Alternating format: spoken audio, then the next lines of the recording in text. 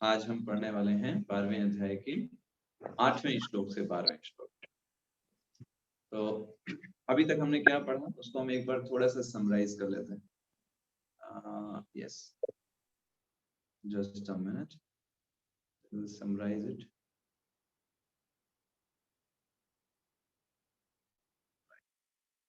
तो अभी तक हमने देखा कि अर्जुन के प्रश्न रहते हैं, पहले ही श्लोका से अर्जुन के प्रश्न रहते हैं और अर्जुन के प्रश्नों का आंसर ही भगवान जो है वो देते हैं। चलिए आज हम थोड़ा सा इसको विजुअल भी देखने का प्रयास करें।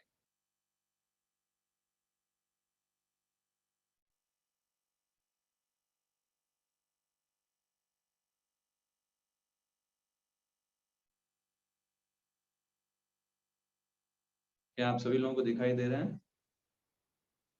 जी प्रभु जी, दिख रहा है। हाँ। जी प्रभु जी। देखिए हमने क्या देखा,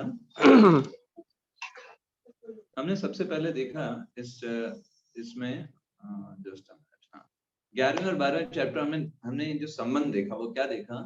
11वें चैप्टर में भगवान ने अपने श्याम सुंदर रूप की भक्ति को सर्वश्रेष्ठ बताया था। तो यहाँ पर उसी को ध्यान में रखते हुए अर्जुन 12वें अध्याय में प्रश्न पूछता है भगवान से कि भगवान मैं तो आपके उस श्याम सुंदर रूप की भक्ति करता हूँ, लेकिन कुछ लोग तो निराकार की भी पूजा करते हैं। तो इन दोनों में कौन श्रेष्ठ है, किसको माना जाए बुद्धिमान है, इसी को तर्क बना करके अर्जुन ने प्रश्न पूछा। वो ये आश्वस्त करना चाहता था कि वो जो कर रहा है वो ठीक तो है ना, ऐसा तो नहीं कि निराकार जो करते हो ज्यादा अच्छे हैं, है ना। तो इसी को बना करके उन्होंने ये प्रश्न पूछा, है ना। तो मेनली आप देखेंगे हमने इसके बारे में कल पिछली क्लास में भी चर्चा किया था कि सारे अध्यायों में इसी बात पर जोर दिया गया है कि भगवान से आसक्ति बढ़ानी है, भगवान के उस रूप से आसक्ति बढ़ानी है, उनकी सेवा करना, उनको भोग लगाना है, उनका दर्शन करना है। इसी पे हर जगह पे बल दिया गया है। लेकिन कुछ लोग इतना पढ़ने के बावजूद भी वो कुछ घूम फिर के निराकार की उपासना करने लग जाते हैं, उनको वही पसंद होता है करना। तो फिर ऐसे लोगों के लिए इसलिए अर्जुन ने ये प्रश्न पूछा है, ये क्लियर करने के लिए। तो अर्जुन ने क्या प्रश्न पूछा था, हमने देखा था, उसने पूछा था कि भाई दो लोग होते हैं, एक लोग तो देखो एकदम मस्त जप कर रहे हैं, भगवान का ध्यान कर रहे हैं स्वरूप का, और दूसरे लोग किसी ज्योति पर ध्यान लगा रहे हैं निराकार ब्रह्म पर। तो अर्जुन का प्रश्न था कि इन दोनों में कौन श्रेष्ठ है, किसको श्रेष्ठ माना जाए, ऐसे करके अर्जुन का प्रश्न था। जैसे देखिए ये निराकारवादी हैं, चारों तरफ अग्नि लगा लिए, है ना, गर्मी के दिनों में ऊपर भी अंगीठी रख लिया सर के ऊपर, कितना कठिन तपस्या करते हैं वो लोग। या फिर उन्होंने बहुत ठंडे ठंडे जल में बर्फ में जाकर के स्नान कर रहे हैं। तो समझ में आया बात आपको? Is this clear point? Yes तो वो लोग इतना कठिनाई करते हैं, इतना परिश्रम करते हैं, तब उनको निराकारवाद में पढ़ते हैं। लेकिन इसके विपरीत जो भक्त हैं, भगवान क्या बोलते हैं 6ठे और 7वें श्लोक में कि अपने भक्तों को तो मैं उद्धार करता हूँ, उनको मेहनत नहीं करनी पड़ती।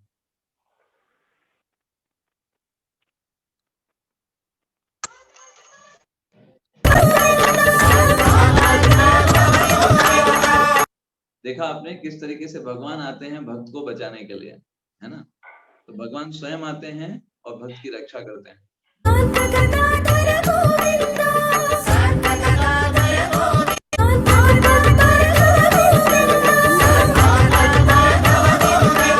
और उसकी रक्षा कर लेते हैं। तो अंतर क्या होता है निराकारवादियों में और भगवान के भक्तों में? भगवान के भक्त का प्रोटेक्शन जो है वो भगवान के लिए भगवान स्वयं करते हैं अपने द्वारा। तो इसलिए भगवान यही अर्जुन को बोलते हैं, अर्जुन देखो, अर्जुन का ये प्रश्न होता है एवं सततयुक्ता, इन दोनों में कौन अच्छे हैं, कौन श्रेष्ठ हैं? तो भगवान क्या बताते हैं, भाई जिसका चेतना मेरे में लगी हुई है, मैया आवेश मनुये माम नित्य युक्ता उपासते श्रद्धया परयोपेतास्ते में युक्त तमो मता। भाई वो लोग जो है वो सर्वश्रेष्ठ हैं, और बाकी जो लोग निराकार ब्रह्म पे ध्यान लगाते हैं वो लोगों को बड़ी मेहनत करनी पड़ती है भाई, अनेक कष्ट होते हैं, है ना, बहुत समस्या होती है, क्योंकि भक्ति का मार्ग सुलभ है, वो उतना सुलभ नहीं है। अब आज हम पढ़ने वाले हैं 8 से लेकर के 12 तक का श्लोक, है ना। तो इसमें हम क्या देखेंगे, है ना, इसमें हम देखेंगे, अभी ये बात तो हमको पता चल गई एक बहुत अच्छे तरीके से कि भगवान की भक्ति करना है, ये तो पॉइंट क्लियर हो गया ना सभी को कि भगवान की भक्ति करना है, आसक्ति लगानी है, ये बात क्लियर होगी। लेकिन इसमें भी स्टेप्स हैं। ऐसा नहीं होगा कि कोई भी व्यक्ति एकदम प्योर डिवोशनल सर्विस करने लगेगा और स्टार्टिंग से ही उसको है ना पूरी तरीके से चेतना लग जाएगी। इसमें भी स्टेप्स हैं। कोई व्यक्ति बहुत ही एडवांस सोल हो सकता है, कोई हो सकता है अभी प्रारंभिक स्टेज में हो। तो भगवान अभी क्या बताने वाले हैं, ये जो भक्ति है सभी के लिए ओपन है। ऐसा नहीं कोई व्यक्ति बोले कि नहीं हम तो अभी बहुत बड़े भक्त नहीं हो इसलिए हम भक्ति नहीं कर सकते, अभी तुम ये नहीं कर सकते इसलिए भक्ति नहीं कर सकते, ये नहीं कर सकते तो भक्ति नहीं कर सकते। भगवान कहते हैं तुम किसी भी अवस्था में भक्ति कर सकते हो। और हर एक स्टेज के लिए भगवान हमको समझाते हैं कि अपनी स्थिति को समझो और उस आधार पर आगे बढ़ो। कभी भी ये नहीं कर सकते कि हम भक्ति करने योग्य नहीं रहे या नहीं है। तो इसलिए भगवान यहाँ पर एक प्रोग्रेसिव स्टेज ऑफ डिवोशन बताते हैं, कैसे कैसे भक्ति की उच्चतम अवस्था है। तो सबसे पहली जो अवस्था भगवान बताने जा रहे हैं वो टॉप मोस्ट है, वो एकदम प्योर डिवोटी जो करते हैं उनके लिए 8वें श्लोक बताने जा रहे हैं। और फिर भगवान बताएंगे अच्छा ये नहीं कर सकते तो ये करो, फिर बोलेंगे ये नहीं कर सकते तो ये कर सकते, ये नहीं कर सकते तो ये करो। ऐसे करके भगवान नीचे आते चले जाएंगे। तो अभी हम चलेंगे 12वें अध्याय के डायरेक्ट 8वें श्लोक पर। भगवान यहाँ पर बताने वाले हैं कि जो मेरा प्योर डिवोटी होता है वो किस तरीके से कार्य करता है। मय्येव मन आधस्त्वा मयि बुद्धिं निवेशया निवश्यसि मय्येव अत ऊर्ध्वं न संशयः। भगवान क्या बोल रहे हैं, तो मेरा प्योर डिवोटी होता है जो पूरी तरीके से उस क्या करता है, मय्येव मन आधस्त्वा, उसने अपने मन को मेरे ऊपर स्थिर कर दिया होता है, अपने चित्त को मेरे ऊपर स्थिर कर दिया होता है। मयि बुद्धि निवेशया, और अपनी बुद्धि को मेरे में निवेशित कर दिया होता है। वो वही सोचेगा, वो भगवान से संबंधित ही सोचेगा। मन उसका भगवान में ही रमा रहेगा। उसका मन इस तरीके से भगवान में ही उसकी सारी इंटेलिजेंस लगेगी। और अगर ऐसा करता है कोई तो क्या होगा, भगवान बोल रहे हैं निवस्यसि मय्येव, तुम सदैव मुझ में वास करोगे। 24 घंटे वो भगवान के अंडर में है। कभी भी कोई ऐसा नहीं कि उसको कुछ और ख्याल आए या उसको कोई अनर्थ परेशान करे ना, nothing. 24 hours Krishna conscious, that is the thing. ये एकदम प्योर डिवोटी का लक्षण। और ऐसा व्यक्ति तुरंत भगवान को प्राप्त कर लेता है इस तरीके से। प्रभुपाद जी तात्पर्य में बहुत अच्छी चीजें बताते हैं। प्रभुपाद जी लिखते हैं जो भक्त होता है वो कभी भौतिक धरातल पर नहीं रहता है। जैसे हमने आपको पिछली क्लास में बताया था कि भक्त भी सामान्य व्यक्तियों की तरह सब कुछ कर सकता है, लेकिन उसके कार्य जो है वो भौतिक नहीं होते, कोई उद्देश्य भौतिक नहीं, उद्देश्य आध्यात्मिक। उद्देश्य से चेतना निर्माण होती है ना। तो उद्देश्य जो है वो क्योंकि आध्यात्मिक होता है इसलिए वो भौतिक धरातल पर उसको नहीं देखना चाहिए, वो सदैव कृष्ण में वास करता है। उसे बात का बहुत अच्छे से पता रहता है कि भगवान का नाम और भगवान अभिन्न है। जो भगवान है वही उनका नाम है। जितनी भगवान में शक्ति है उतनी ही भगवान के नाम में शक्ति है। और भगवान का प्रसाद लेता है और इस तरीके से वो सेवा में लगा रहता है 24 घंटे। तो मई बुद्धि निवेशिया का मतलब क्या है कि वो सारी बुद्धि को भगवान में लगाएगा। किस तरीके से भगवान की सेवाएं की जा सकती हैं, किस तरीके से मैं है ना अपने स्तर पर रहते हुए भगवान की सेवा कर सकता हूँ, इस तरीके से वो हर क्षण अपने आप को कृष्ण कॉन्शियसनेस में लगाने का प्रयास करे। वो प्रारंभिक अवस्था से ही दिव्य होता है। जैसे जैसे देखिए क्या होता है, ज्ञान तो एक अपने स्तर पर है। ज्ञान के साथ साथ जब हम कुछ सेवाएं करते हैं ना तब वो रियलाइजेशन में बदलता है, हमारे साक्षात्कार में बदलता है। जैसे लेक्चर्स आप बहुत सुन लिया आपने, लेकिन अगर आप कुछ सेवा नहीं कर रहे हो तो फिर वो आपका ज्ञान जो है वो सिर्फ ऊपर ऊपर रहेगा। लेकिन जब हम सेवाएं करते हैं है ना वैष्णवों के अनुगत होकर के, तब वो ज्ञान जो होता है हमारे हृदय में प्रवेश करता है। तो सर्विस से रियलाइजेशन आता है, हियरिंग और फिर उसको सुनने के बाद उसको रियलाइजेशन करने के लिए सेवाएं करनी होती। जैसे आपने गाय को देखा होगा, भैंस को देखा होगा, तो पहले जब उनको छोड़ दिया जाता है फील्ड में तो क्या करते हैं, खूब सारा घास चरते हैं है ना। घास चरने के बाद क्या करते हैं, जब बैठेंगे तो क्या करेंगे, मुंह चला के अपना खाते हैं पूरा। हाँ, चबाते रहते हैं, उगाली करते रहते हैं। हाँ, जो उन्होंने खाया है उसको वापस लेकर के आते हैं पेट से, पता है आपको। हाँ, उनके पास एक ऐसा सिस्टम होता है।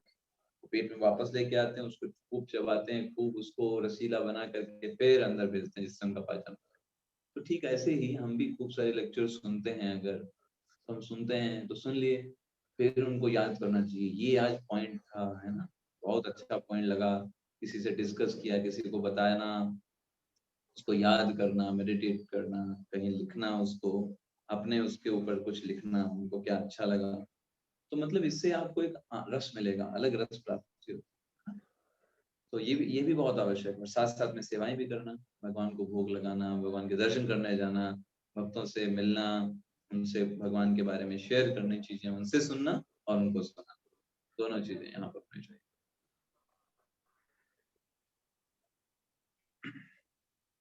तो अभी यहाँ पर भगवान ने ये बता दिया अर्जुन को। अब इसके बाद अगर कोई व्यक्ति ये नहीं फॉलो कर पाता है, मैं ये कि पूरी तरीके से मन जो है 24 घंटे नहीं कुछ कर सकते भाई, अभी सारे लोग 24 घंटे भगवान पर मन को नहीं लगा सकते, हर समय भगवान के बारे में नहीं सोच सकते, तो ऐसे लोग क्या करें? क्या वो लोग भक्ति नहीं कर सकते? क्या वो भक्त नहीं है क्या? या उनको भक्ति से, भक्ति योग के पद से अलग कर दिया जाएगा? नहीं, भगवान किसी को अलग नहीं करते। भगवान कहते हैं ठीक है, अगर ऐसा नहीं कर पाते हो, तुम 24 घंटे नहीं लगा पा रहे हो, बुद्धि को मुझ पे नहीं लगा पा रहे हो अच्छे से, कोई बात नहीं, तो तुम क्या करो, अथ चित्तम समाधातुम न शक्नोसि मयि स्थिरम अभ्यास योगेन ततो मामिक्षाप्तुम धनंजय। तो क्या करो तुम, अथ चित्तम समाधातुम, अगर तुम अपने चित्त में ना सकनोसी, मेरे हमें मुझको स्थिर करने में सक्षम नहीं हो, अपना मन तुम नहीं लगा पा रहे हो 24 घंटे, है ना, अगर नहीं कर पा रहे हो तो क्या करो, अभ्यास योगेन ततो माम इक्षाप्तुम धनंजया, तो तुम अभ्यास योग करो, मतलब भक्ति योग के विधि विधानों को फॉलो करो। और एग्जैक्टली यही चीज है जो हम करते हैं। देखिए, पहला जो भगवान ने 8वां श्लोक बताया वो प्योर डिवोटीज के लिए, शील प्रभुपाद जी हैं, नारद जी हैं, प्रहलाद महाराज 24 घंटे भगवान में लगे हुए हैं, भगवान का नाम ले रहे हैं, लेकिन हम नहीं है उस स्तर पर। हम बद्ध जीवों के लिए ये 9वां श्लोक है जिसमें हम भक्ति योग के विधि विधानों का पालन करें। तो ये क्यों करने की आवश्यकता होती है भक्ति योग के विधि विधान? देखिए, जो भक्ति योग के विधि विधान हम फॉलो करते हैं तो उससे हमारी इंद्रियां शुद्ध होने लगती हैं, भगवान के प्रति प्रेम जो है वो जागृत होने लगता है। तो कोई सोचे कि इसका मतलब प्रेम था नहीं, जब हम करेंगे तो फिर वो उत्पन्न हो जाएगा, नहीं, ऐसी बात नहीं है। प्रेम तो सबके हृदय में है, लेकिन वो सुषुप्त अवस्था में है। जब भक्ति योग के विधि विधानों का हम पालन करते हैं तो वही प्रेम जो सुषुप्त अवस्था में है वो जागृत हो जाता है और प्रकाशित होता है। जैसे एक छोटा बालक होता है तो उसके अंदर चलने की क्षमता जो होती है वो जन्म से होती है, लेकिन एक समय के बाद जब वो प्रयास करता है तब धीरे धीरे वो उजागर होती है, हाँ वो चल सकता है, लेकिन वो तो क्षमता उसके अंदर पहले से थी, है ना। ऐसे ही भक्ति करने की इच्छा, भक्ति करने का जो प्रयास है सबके अंदर है, बस उसे कुछ जरूरत होती है, कुछ एनवायरनमेंट की, कुछ करने की, जब हम कुछ सुने, कुछ करें, कुछ सेवाएं करें, अर्पित करें, तो उसके लिए वो प्रदान करना, ये अभ्यास योग जो हमको करना है। इस्कॉन में यही करते हैं, हम शुद्ध भक्त नहीं है अभी, लेकिन हम अभ्यास योग के माध्यम से हम बहुत प्रयास करते हैं जिससे हम भगवान के प्रति आसक्ति को विकसित कर सकें। आसक्ति है नहीं, विकसित करना है। 8वें श्लोक में वो व्यक्ति को आसक्ति है, वो तो मयि मनाधस्त्वा मयि बुद्धि निवेशया, वो तो पूरी तरीके से है, लेकिन ये यहाँ पर भगवान बोले ठीक है, तुमको आसक्ति नहीं है, मेरा दर्शन करने की इच्छा भी नहीं होती तुम्हारे हृदय में, नाम जप करने की भी इच्छा नहीं होती है, फिर भी करो अभ्यास, है ना। पढ़ाई करने की इच्छा नहीं होती लेकिन पढ़ाई की जाती है ना, तो क्या आगे कैरियर बनना है, वरना कैरियर डूब जाएगा, बेकार हो जाएगा, कोई जॉब नहीं लगेगी, है ना। ये सोच करके व्यक्ति क्या करता है, छोटे पर से मन हो ना हो पढ़ाई करता है कि नहीं करता।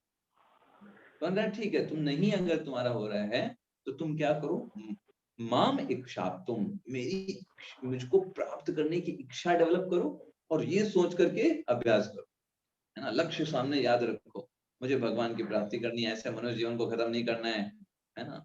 जन्म मृत्यु इसी में, न जाने कितने जन्म ले लिए, न जाने कितने मृत्यु ले लिए, हो गई, है ना। तो ऐसे ही सिर्फ आहार निद्रा भय मैथुन में रत रहते हुए जीवन को नहीं बिताना है, मुझे भगवान की प्राप्ति करनी है। मनुष्य जीवन जो है बहुत रेयर है, तो मुझे भगवान की सेवा करनी है इसमें, ऐसे सोच करके उनसे वो इच्छा मन में रखते हुए अभ्यास में लगे रहो। प्रभुपाद जी तात्पर्य में लिखते हैं कि देखिए इस संसार में, दूसरे पैराग्राफ में लिखते हैं प्रभुपाद जी कि इस संसार में सारी इंद्रियां सदा अशुद्ध हैं, अशुद्ध अवस्था में सारी इंद्रियां, है ना, हर इंद्रियां अशुद्ध अवस्था में और इंद्रिय तृप्ति में लगी हुई है। इंद्रिय तृप्ति में लगी होने के कारण अशुद्ध हो जाती है। देखिए इंद्रियां कैसे होती हैं, इंद्रियां हैं, इंद्रिय तृप्ति में लगेंगी, अशुद्ध हो जाएंगी। इंद्रियां हैं, भगवान की सेवा में लगेंगी, शुद्ध हो जाएंगी। तो अभी आपको इंद्रिय तृप्ति में लगाना है या भगवान की सेवा में लगाना है, ये आपके ऊपर है। प्रभुपाद यही तात्पर्य में लिखते हैं। तो व्यक्ति को क्या करना चाहिए, इनको शुद्ध करना चाहिए। आप देखिए इस संसार में प्रभुपाद जी लिखते हैं कि लोग बहुत लोगों की सेवा करते हैं लेकिन कोई प्रेम नहीं करता। जैसे व्यक्ति बॉस की सेवा करता है, लेकिन बॉस अगर पैसे देना बंद कर दे तो प्रेम रह जाएगा, फिर खत्म। प्रेम जितना था वो हो गया, जितना भी रिस्पेक्ट थी। लेकिन भगवान से आध्यात्मिक जीवन में मनुष्य को प्रेम तक पहुंचना होता है। प्रेम का मतलब होता है निस्वार्थ, कोई हेतु नहीं। भगवान की सेवा क्यों कर रहे हैं, क्योंकि भगवान ही सेवा करने योग्य है। कोई हेतु नहीं कि हमें भगवान से कुछ प्राप्त होगा, ऐसा कुछ नहीं। तो उस अवस्था तक व्यक्ति को पहुंचना होता है। तो इंद्रियों को कितना शुद्ध करने की आवश्यकता है, हम सोच सकते हैं। अभी तो इंद्रियां हर चीज में इंद्रिय तृप्ति मांगती, मुझे इंद्रिय तृप्ति मिलेगी कि नहीं मिलेगी, अगर मिलेगी तभी हम उस काम को करेंगे, अन्यथा नहीं करेंगे, है ना, ऐसा इंद्रिय होती। लेकिन जब इसको प्रेम की शुद्ध अवस्था पर उठाना है तो भक्ति का अभ्यास करना होता है। रूप गोस्वामी ने 64 नियम बताए हैं भक्ति योग में। प्रत्येक दिन इन 64 चीजों को करना चाहिए भक्ति रसामृत सिंधु में। जैसे उसमें से प्रातः काल उठना है, तुलसी महारानी को पानी देना, तुलसी महारानी की परिक्रमा लगाना, मंदिर की परिक्रमा लगाना, गुरु को प्रणाम करना, भगवान का दर्शन करना, उत्सव मनाना भगवान के जब भी फेस्टिवल्स होते हैं। ये सब नियम है, भक्ति योग के नियम है। इनसे पुण्य मिलता है, लेकिन ये पुण्य उस पुण्य के जैसा नहीं। ये जो पुण्य है ये भक्ति उन्मुखी पुण्य होता है। इससे भक्ति में मदद मिलती है, भक्ति में आप एडवांस होते हो, भगवान के और करीब जाते हो जब आप इन नियमों का पालन करते हो। तो शील प्रभुपाद जी ने जो इस्कॉन में जो प्रोग्राम दिया हुआ है, मॉर्निंग प्रोग्राम जिसको बोलते हैं, मंगला आरती से लेकर के भागवत श्रवण और उसके बाद प्रसादम तक, तो सारे के सारे प्रिंसिपल फॉलो हो जाते हैं, सब कुछ हो जाता है। मुख्य रूप से 5 चीजें जो होती हैं वो प्रमुख हैं, जो जो करना ही चाहिए। 64 में से भी 5 चीजें जो प्रमुख हैं, इसको करना ही चाहिए। जिसमें नाम जप है प्रत्येक दिन, ये भी भक्ति में बढ़ाने के लिए बहुत महत्वपूर्ण है। भगवान के विग्रहों की सेवा करना, उनको दर्शन करना, उनको भोग लगाना, सेवा करना, ये उसमें प्रमुख है। और भागवत श्रवण, भगवान जो भगवत गीता श्रीमद् भागवतम का श्रवण करना, इसको फिर भक्तों का संग, डिवोटीज का एसोसिएशन हर दिन करना चाहिए। ये प्रयास करना चाहिए किसी ना किसी तरीके से एसोसिएशन हो। और मथुरावास, मतलब भगवान के धाम में रहना। भगवान के धाम में कैसे रहें भाई, अरे अपने भगवान के, अपने घर को ही भगवान का धाम बना लीजिए, है ना। इस तरीके से एक्टिविटीज करिए तो भगवान का धाम हो गया, है ना।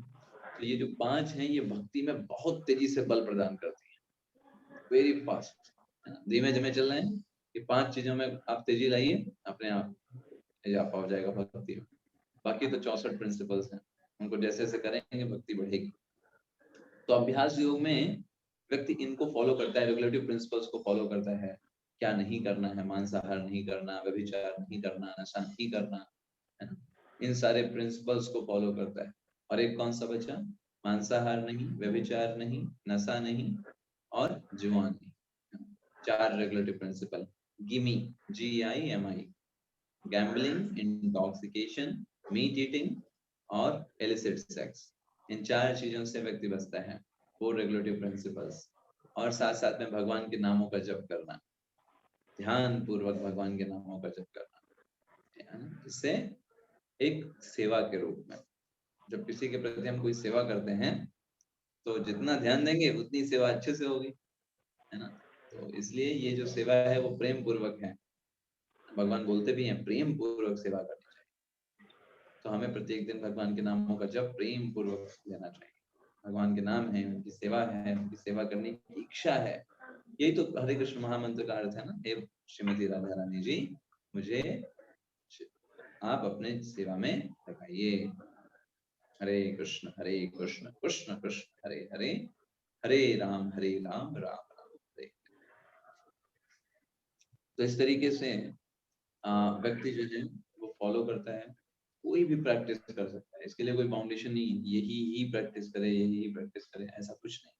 कोई भी प्रैक्टिस कर सकता है और सक्सेस की पूरी गारंटी है। तो प्रभुपाद जी लिखते हैं लास्ट में, भगवत धाम तक पहुंचना उसका ध्रुव है। जो इन 5 चीजों को करेगा, प्रभुपाद जी बहुत सारी चीजें लिखते हैं। ब्रह्म मुहूर्त में जागना, स्नान करना, मंदिर में जाना, प्रार्थना करना, हरे कृष्ण कीर्तन करना, अर्चा विग्रह पर चढ़ाने के लिए फूल को चुनना, अर्चा विग्रह पर भोग चढ़ाने के लिए भोजन मनाना, प्रसाद ग्रहण करना। सोचिए, प्रसाद को ग्रहण करना ये भी एक सेवा में आता है, एक नियम में आता है प्रसाद को ग्रहण करना। तो जो लोग प्रसाद ग्रहण करते हैं वो लोग भक्ति के नियम का पालन करते हैं। ऐसे अनेक विधि विधान है जिनका पालन आवश्यक है। मनुष्य को शुद्ध भक्तों से नियमित रूप से भगवत गीता और श्रीमद् भागवतम सुनना चाहिए। इस अभ्यास से कोई भी ईश्वर प्रेम के स्तर तक उठ सकता है। ईश्वर प्रेम बहुत ऊंचा स्तर है, कोई भी उठ सकता है अगर वो इसको फॉलो करे तो। और भगवत धाम उसका पहुंचना ध्रुव है, कोई रोक नहीं सकता, अटल सत्य की तरह है अगर कोई व्यक्ति इसको फॉलो करता है। अब कुछ इसमें से ऐसे भी लोग होते हैं जो ये भी नहीं कर पाते, नहीं हो पाता उनसे रेगुलेटिव प्रिंसिपल्स भी फॉलो, तो फिर क्या वो फिर भक्ति योग में नहीं रहे? भगवान कहते हैं नहीं, अगर तुम वो भी नहीं कर पाते तो तुम ये करो अगला, अभ्यासे अप्य असमर्थो असि। अगर अभ्यास करने में असमर्थ हो रहे हो, मत कर्म परमो भव, मेरे लिए कर्म करो, जो कुछ कर रहे हो उसे मेरे लिए समर्पित होकर के करो। किसके लिए कर रहा हूँ? भगवान कृष्ण के लिए कर रहा हूँ। अभ्यास नहीं कर पा रहा हूँ, नहीं मैं सारे कुछ नियम को फॉलो कर पा रहा हूँ, तो मैं जो कुछ भी कर रहा हूँ भगवान कृष्ण के लिए कर रहा हूँ, भगवान कृष्ण को उसके लिए कर रहा हूँ, उनकी समर्पण करते हुए कर रहा हूँ। इस भावना के साथ अपने समस्त कर्मों को समर्पित करो। आसान नहीं है, लेकिन नियम जो नहीं कर पाते हैं उनके लिए इस तरीके से। तो फिर क्या होगा? धीरे धीरे धीरे क्या होगा, तुम परफेक्ट स्टेज तक पहुंच जाओगे, धीरे धीरे तुम आगे बढ़ जाओगे। तो कैसे किया जाए भाई? भगवान के लिए कर्म कैसे किए? भगवान के लिए कर्म करने का मतलब है कि भगवान का जो आदेश है, भगवान का जो गुणानुवाद है, भगवान का जो प्रचार प्रसार है, इसमें आप मदद करें, सिंपैथेटिक, है ना। देखा जाए कैसे हम भगवान कृष्ण के प्रचार प्रसार में मदद कर सकते हैं। हमारे शहर में कहाँ इस्कॉन का सेंटर है, कहाँ पर भक्त लोग प्रचार करने का प्रयास कर रहे हैं। अच्छा, भक्त लोगों को क्या जरूरत है ना, जाड़े का समय आ गया है, तरह उनके पास तो ब्लैंकेट नहीं है, तो बस एक बड़ा हॉल नहीं है प्रचार प्रसार करने के लिए जहां पर लोग आए सुने भगवत गीता के बारे में, वो खोज रहे हैं। तो मेरा तो एक फ्लैट पड़ा हुआ है, खाली पड़ा हुआ है ना। तो मैं भक्तों को बोल दूंगा कि संडे संडे आप वहां पर आ जाइए और वहां पर प्रचार प्रसार करिए, भगवान का नाम, भगवान को लोगों से जोड़िए। तो मतलब जिस भी तरीके से, है ना, हम मदद कर सकें डिवोटीज को, भगवान की ग्लोरीज को लोगों तक पहुंचाने में, हमें करना चाहिए। ये होता है वर्क फॉर कृष्ण। प्रभुपाद जी तात्पर्य में लिखते हैं, कृष्ण भावना के प्रचार हेतु सहानुभूति होनी चाहिए, है ना। ये मेरा कार्य है ना। मैं भगवान का भक्त हूँ, भगवान के बारे में, भगवान के बारे में लोगों को जानना चाहिए। मैं जो भी कर सकता हूँ सपोर्ट मुझे करना चाहिए अपने स्तर से। प्रभुपाद जी आगे लिखते हैं, भले ही कोई व्यक्ति भक्ति योग के विधि विधानों का प्रत्यक्ष रूप से अभ्यास ना कर सके, उसे ऐसे कार्य में सहायता देने का प्रयत्न करना चाहिए। जैसे प्रत्येक कोई भी भाई प्रयास हो रहा हो, भौतिक इस जगत में चाहे कोई भी प्रयास हो रहा हो, भूमि तो चाहिए ही चाहिए, पूंजी भी चाहिए, कुछ लोग भी चाहिए, कुछ मेहनत की भी आवश्यकता होती है ना। तो मान लीजिए कोई व्यक्ति नियम फॉलो नहीं कर पा रहा है, उसका रात का जॉब है, सुबह ब्रह्म मुहूर्त में नहीं उठ पा रहा है, तो ठीक है, कोई बात नहीं। आप जो भी, आप धीरे धीरे करके आप अपने स्तर से जो भी सपोर्ट कर सकते हो, आप मिशन में सपोर्ट करिए, कृष्ण कॉन्शियसनेस मिशन में सपोर्ट करिए। तो आप जो कार्य कर रहे हो वो भगवान के लिए हो जाएगा, मेहनत जो कर रहे हो भगवान के लिए हो जाएगी। प्रभुपाद जी आगे लिखते हैं कि अंतर केवल इतना ही होता है, भौतिकवाद में मनुष्य इंद्रिय तृप्ति के लिए सारा कार्य करता है, लेकिन यही कार्य कृष्ण तुष्टि के लिए किया जाए तो दिव्य कार्य हो जाता है। भौतिक जीवन में जितना भी लोग मेहनत कर रहे हैं, रात की ड्यूटी, दिन की ड्यूटी, जो जो भी करते हैं, तो अगर वही कार्य वो व्यक्ति सोचकर मैं भगवान की सेवा के लिए कर रहा हूँ, ये धन मैं भगवान को दूंगा, है ना, तो फिर वही दिव्य कार्य हो जाएगा। चेतना में अंतर का है बात। तो मतलब ये जो वो नियम को फॉलो नहीं भी कर पाएगा, लेकिन अगर वो अपने धन को, अपनी पूंजी को, अपने भूमि को अगर वो भक्तों की मदद करने में, कृष्ण कॉन्शियसनेस के प्रचार में अगर समर्पित करेगा, तो धीरे धीरे वो अपने आप भक्ति में आगे बढ़ता रहेगा। आप बात समझ रहे हैं? वो नहीं कर पा रहा है नियम को फॉलो, लेकिन अगर वो इस तरीके से भगवान के लिए कर्म करेगा तो धीरे धीरे वो भी आगे बढ़ता रहेगा। उसको भी मौके बाद में मिलेंगे।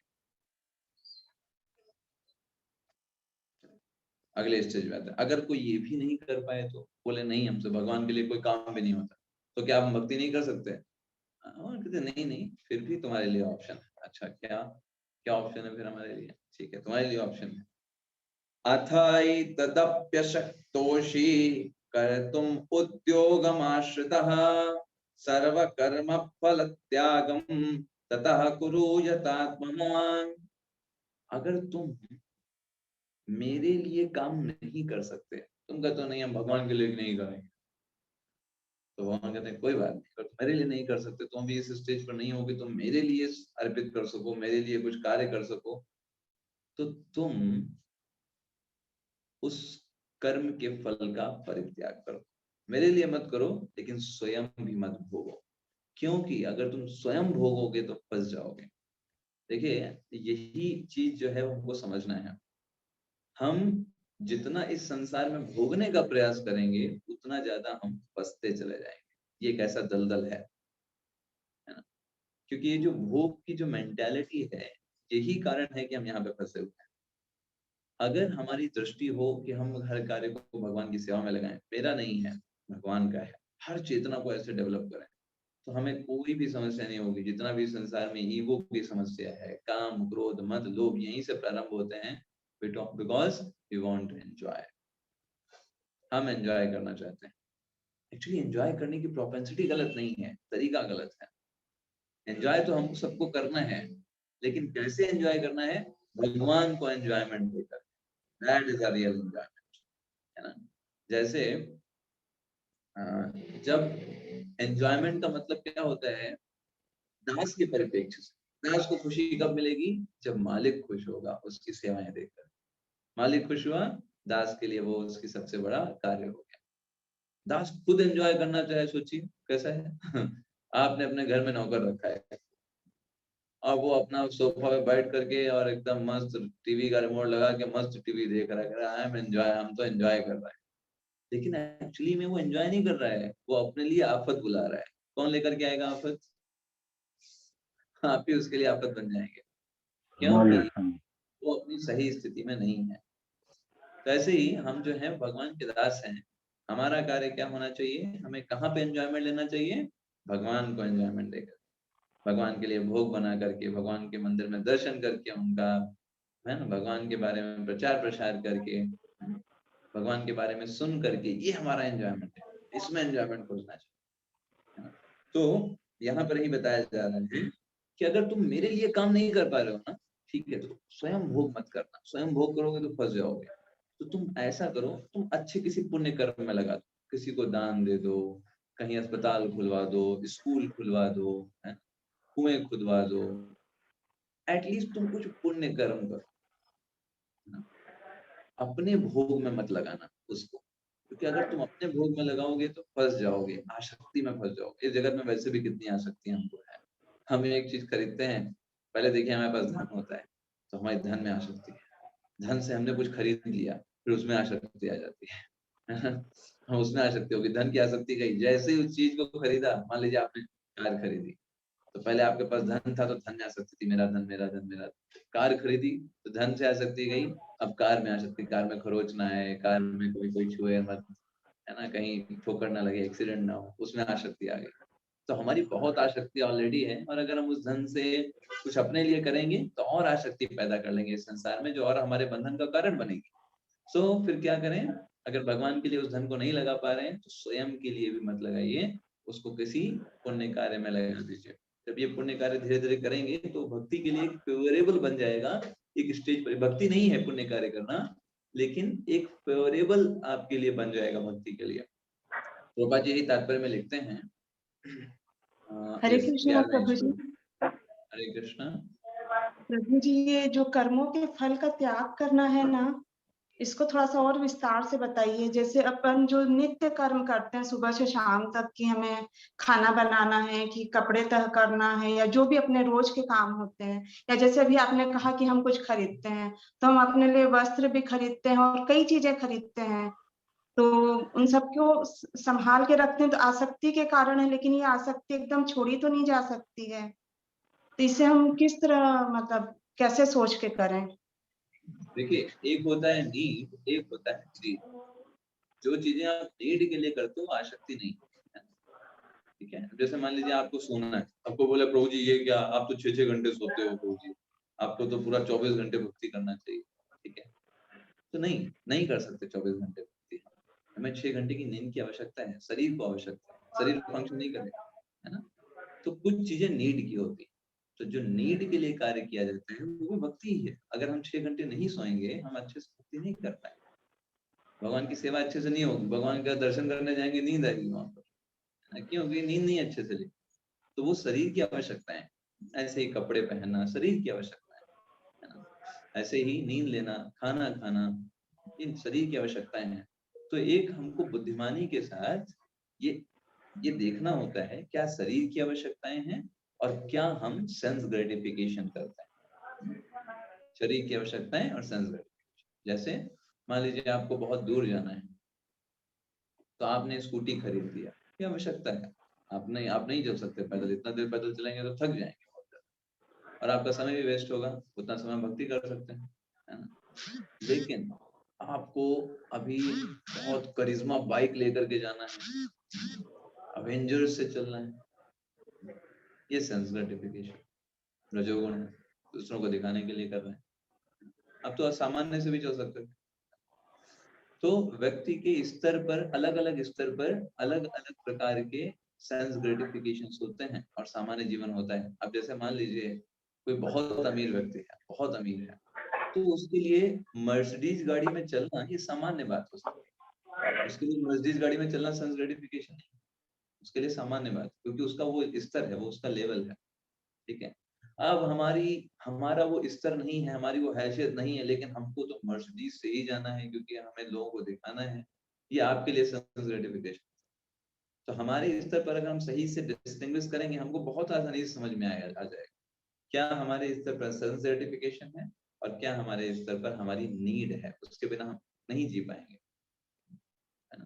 तो नीड क्या है हमारा, ये सब रोटी कपड़ा मकान ये सब नीड है, उसके बिना हम जी नहीं सकते। हमसे कहेंगे कि अभी हमारा वो स्तर नहीं है, जो डिवोटी होंगे तो उस समय आसानी से, उस समय इसकी आवश्यकता नहीं रहती। तो देखिए प्रभुपाद जी बहुत अच्छे तात्पर्य में बताते हैं इस बात को। देखिए आप यहाँ पर पढ़िए। यस, वह अपने कार्यकलापों के संचित फलों को किसी शुभ कार्य में लगा, जैसे यज्ञ में, पुण्य कार्यों में, तो धीरे धीरे वो ज्ञान के स्तर पर उठता हुआ चला जाएगा। और इस तरीके से प्रभुपाद जी आगे बताते हैं, हालांकि कृष्ण भावनामृत किसी अन्य अनुभव पर आश्रित नहीं है, लेकिन कृष्ण भावनामृत अपने आप ही मन को विमल बना देता है। लेकिन मान लो कोई नहीं कर पा रहे कृष्ण भावनामृत, तो ये भी एक प्रोसेस है, क्योंकि क्या होता है ना, जब आप कोई चीज दान करते हो ना, अपनी गाढ़ी कमाई जो आपने मेहनत से कमाई है वो किसी को दे देते हो निस्वार्थ भावना के साथ, तो मन बहुत हल्का हो जाता है। जितना आप ग्रीडी बनोगे ना इस जीवन में, मुझे वो करना है, मैं एंजॉय करूंगा, मेरे पैसे हैं, जितना ज्यादा आप अपने आप से जोड़ करके रखोगे ना, हो सकता है आप बाहर से लग रहे हो कि आप बहुत मजे कर रहे हो, आनंद में हो, अंदर से जो मन के ऊपर एक बहुत बोझ सा रहता है।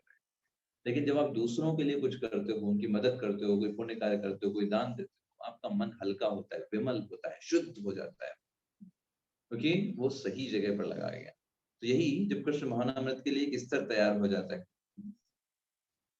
प्रभुपाद जी सबसे लास्ट में लिखते हैं कि यदि कोई परम कारण के लिए उत्सर्ग करना चाहे तो वह भले ही वह यह ना जाने कि परम कारण कृष्ण है, फिर भी यज्ञ विधि से वह समझ जाएगा कि परम कारण कृष्ण ही है। वो नहीं कर रहा है भगवान कृष्ण के लिए, लेकिन फिर भी वो इस प्रोसेस में है, एक सीढ़ी नुमा प्रोसेस में है, वो धीरे धीरे बढ़ जाएगा। अभी वो समाज के लिए कर रहा है, बाद में उसको समझ में आएगा कि अरे समाज में से नहीं, भगवान के लिए करना चाहिए।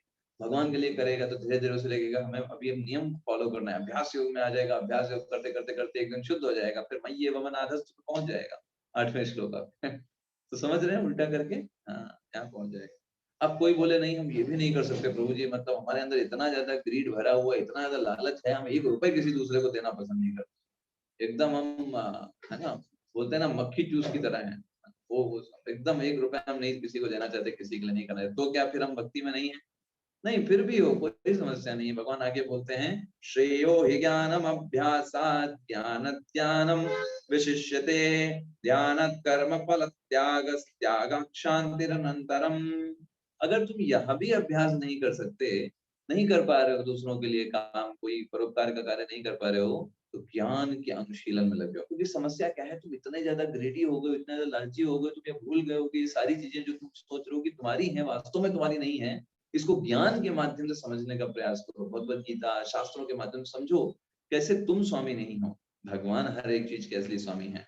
जो तुम जिस घर में रहते हो, जिस धन पे तुम अपनी दावेदारी बैठाते हो, वो धन वो घर सिर्फ उतनी समय का है जितने तुम्हारी सांसें चल रही हैं। जैसे वो एक बार श्वास रुकेगी, वो सारी दावेदारी खत्म हो जाएगी, वो सारा स्वामित्व खत्म हो जाएगा, और जो असली स्वामी है वही उसके असली स्वामी हमेशा थे, हमेशा हैं और हमेशा रहने वाले। हम इस जगत में थोड़े समय के लिए आते हैं और स्वयं की दावेदारी दिखाते हैं, स्वयं भोग करने का प्रयास करते हैं अपने आप को स्वामी मान करके, लेकिन जब हम ध्यान से सोचेंगे तो हम स्वामी नहीं। बुद्धिमान व्यक्ति क्या है कि जब उसको वो स्वामित्व का बोध हुआ है, जब उसको ज्ञान हुआ है स्वामित्व का, तो उस स्वामित्व का फायदा उठा करके उन चीजों को भगवान की सेवा में लगाए, क्योंकि वही असली स्वामी है। यही हमारा सबसे बड़ा क्रेडिट। लेकिन जो उसको अपना स्वामी मान करके सोचता है सब कुछ मेरे लिए है, मैं भोग करने वाला हूँ, मैं आनंद करूंगा, दूसरों को क्यों दूं, भगवान को क्यों लगाऊं, तो वो फिर फंस जाता है।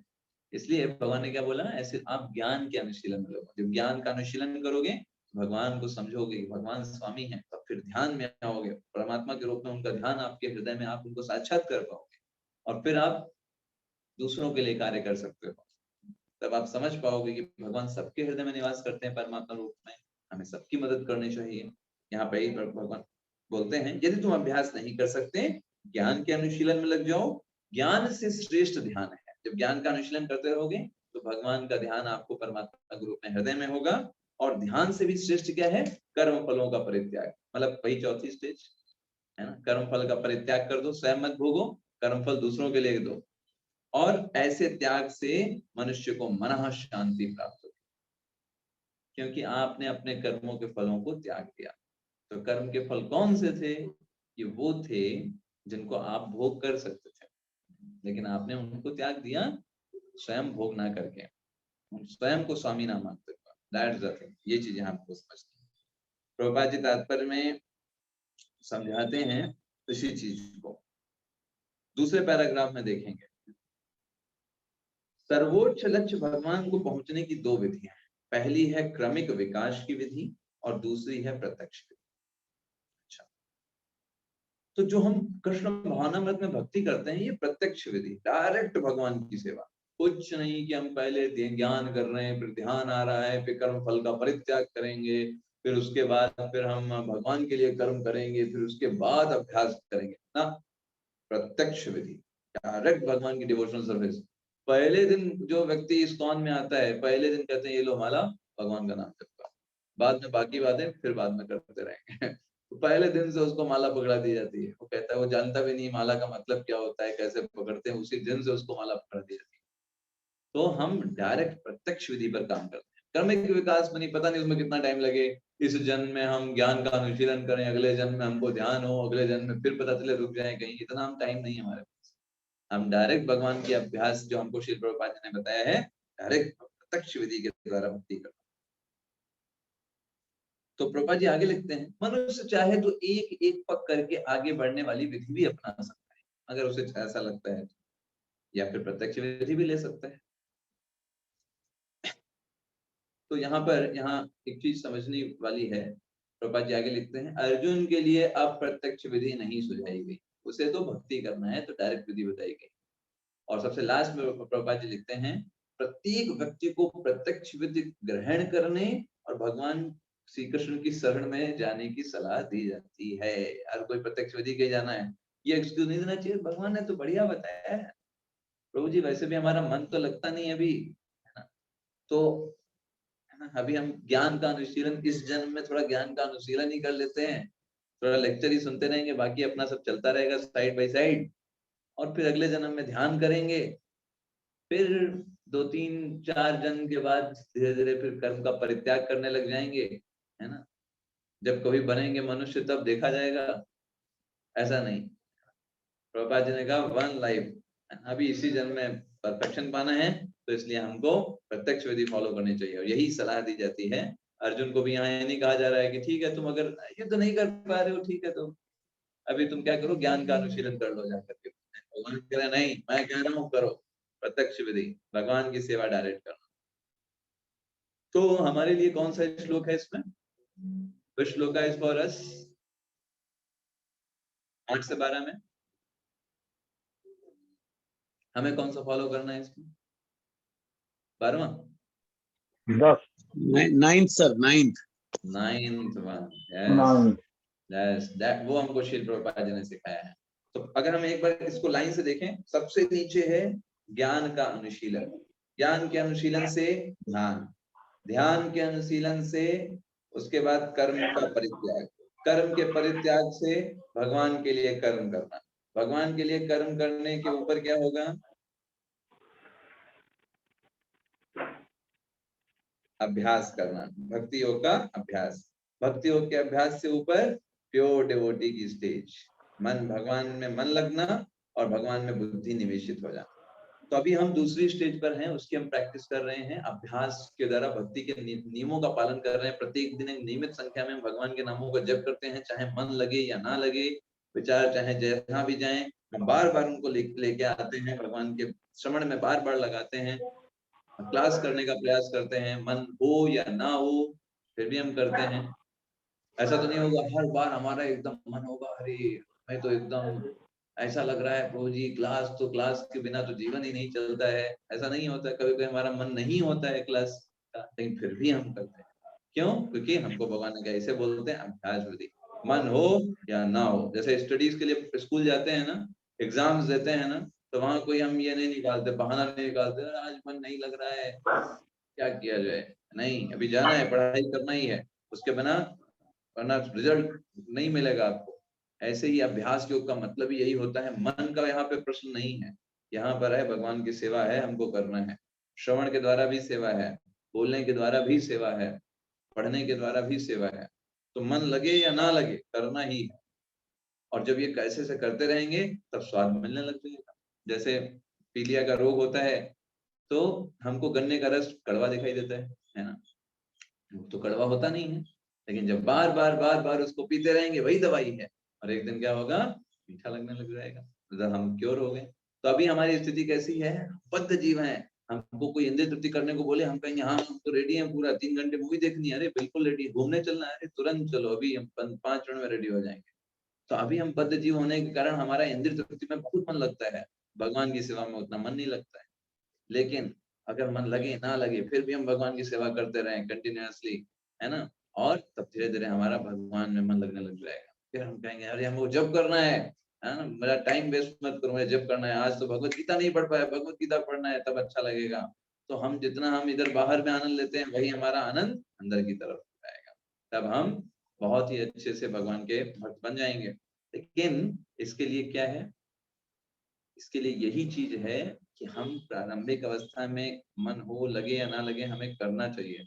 जैसे आप कभी कभी अगर जो लोग कार ड्राइविंग या बाइक ड्राइविंग उन्होंने नहीं किया होगा, तो उनको अगर पहली बार आप बैठाओगे तो उनको लगेगा कि क्या चल रहा है, पता नहीं होगा भी कि नहीं होगा, है ना, कहाँ क्लच दबाना है, कहाँ ब्रेक लेना है, कभी ब्रेक की जगह क्लच दबा देंगे, क्लच की जगह वो एक्सेलरेटर पे पैर रख देंगे, वो गाड़ी एकदम आगे बढ़ जाएगी, एकदम रुक जाएगी। तो बोलेंगे अरे ये चल भी रही है कि नहीं, और छोड़ो हटाओ, नहीं हो पा रहा है हमसे। तो ये एकदम कॉमन बात है। ऐसे ही अभ्यास योग में भी ये बहुत कॉमन है। तो मन नहीं लग रहा है, हो नहीं रहा है, ऐसा लग रहा है गाड़ी बढ़ ही नहीं रही है, ठीक है, लेकिन आप जो रगड़ रहे हो ना, वही आपका प्यूरिफिकेशन है। जितना ज्यादा आप ये सब में बढ़ोगे, संघर्ष को छोड़ोगे नहीं, सीखते रहोगे, तो जो लोग बड़े एक्सपर्ट होकर के चलाते हैं वो कौन लोग हैं? जो इनसे निकल गए वो लोग हैं। तो ऐसे ही जो आप किसी भक्त को देखिए, अरे बड़ा एडवांस्ड है, अरे बड़ा बढ़िया है, अच्छे से भक्ति कर रहा है, तो वो कौन है? आप ही के स्तर पे था वो भी। ऐसे नहीं को जब से जन्म लिया तो उससे वो प्योर डिवोटी बन करके आया है, उसने भी रगड़ा होगा अपने जीवन में, ठीक है। तो ये जो रगड़ है आपको, ये आवश्यक है, और इसके माध्यम से प्यूरिफिकेशन होगा। तो कभी भी अपने आप को डिमोटिवेट नहीं होना चाहिए कि अरे भक्ति नहीं हो रही है तो अब हम भक्ति छोड़ देंगे, अब तो पूरा अच्छे से नहीं कर पा रहे हैं, छोड़ देंगे। नहीं, हमेशा ये सोचिए, देखिए भगवान कितना होप दे रहे हैं। आप समझ रहे हैं, भगवान देखिए अपने आप को कितना ओपन कर रहे हैं। ठीक है, ये नहीं कर पा रहे हो, ठीक है तो ये करो, ये नहीं कर पा रहे हो तो ये करो, ये नहीं कर पा रहे हो, ये नहीं करो। भगवान आपसे एक्सपेक्ट करते हैं कि आप उनकी तरफ बढ़ो हमेशा, और आप क्या कहो कि नहीं नहीं हम तो कर नहीं पा रहे इसलिए हम छोड़ के जा रहे हैं, या हम नहीं करेंगे। तो ऐसा नहीं हमें सोचना चाहिए मन में। इसलिए भगवान ने ये जो प्रोसेस बताई है हमको, लोअर स्टेज से हायर स्टेज, प्रभुपाद जी ने इसलिए हमको इतना सुंदर मार्ग बताया है, इतना अच्छा गाइडेंस दिया है, तो हमें उसका लाभ उठाना चाहिए और भक्ति करके अपने इंद्रियों को शुद्ध करके भगवत धाम वापस चले जाना चाहिए, जो कि हमारा वास्तविक गंतव्य है। माम इच्छाप्तुम, इसलिए देखिए ना, भगवान को प्राप्त करने की इच्छा होनी चाहिए मन में। कोई पूछे भक्ति कर रहे हैं क्या मिलेगा, सोच में पड़ गए, क्या भक्ति करके क्या मिलेगा?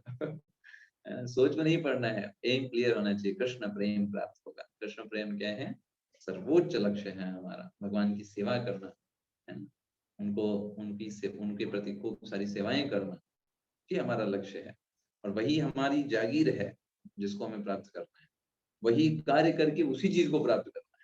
भक्ति योग ऐसा है, भक्ति करके क्या मिलेगा? भक्ति मिलेगी और कुछ नहीं मिलेगा, यही चीज मिलेगा, भगवान की खूब और सेवाएं मिलेंगी, ठीक है। तो हम इसके आगे फिर नेक्स्ट क्लास में करेंगे। ओके, हरे कृष्ण। श्रीमद् भगवद गीता की जय, श्रील प्रभुपाद की हरे कृष्ण प्रभु जी। हरे कृष्ण प्रभु जी। हरे कृष्ण प्रभु जी। हरे कृष्ण हरे कृष्णा प्रभु जी, दंडवत प्रणाम। हरे कृष्ण प्रभु जी। हरे कृष्ण।